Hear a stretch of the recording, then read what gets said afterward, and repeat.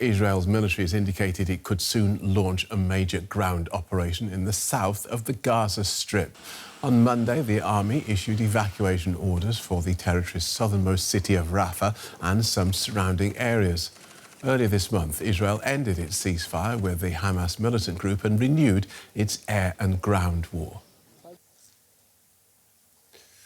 More from our correspondent Emily Gordine in Jerusalem. Welcome, Emily. What more do we know about these evacuation orders?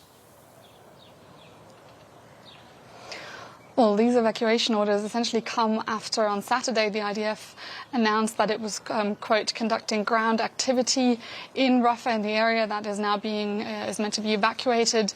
They said that they are doing this because they, quote, want to expand the security zone in southern Gaza. Now, during the war, Israel seized a strategic buffer zone along the border between Gaza and Egypt, the so-called Philadelphia corridor.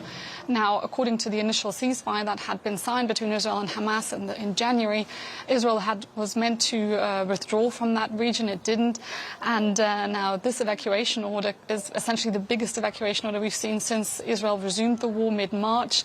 And it comes at a time where negotiations for a new proposal, for a new ceasefire proposal, are somewhat potentially could be gaining momentum. And this is seen as Israel trying to increase the pressure on Hamas to agree to a proposal that Israel has put on the table.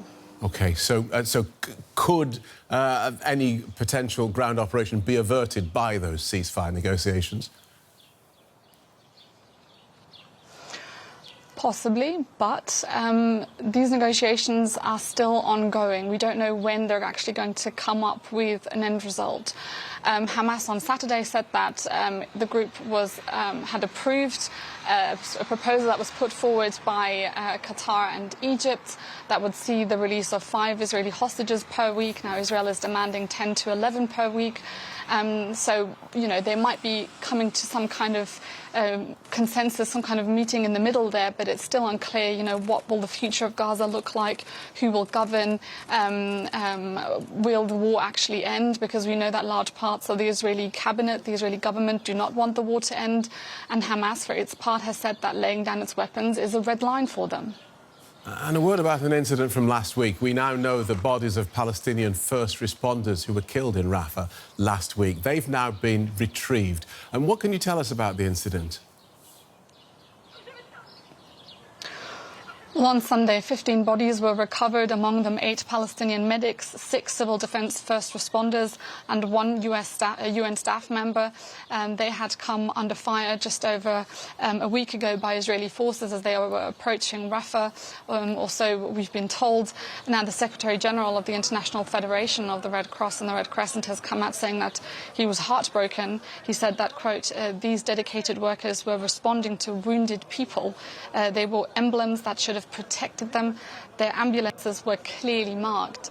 Now the Israeli military has responded, saying that its troops opened fire on what it called, quote, on several vehicles that it, quote, called were advancing suspiciously. Now the Palestinian Red Crescent said that they were targeted on purpose.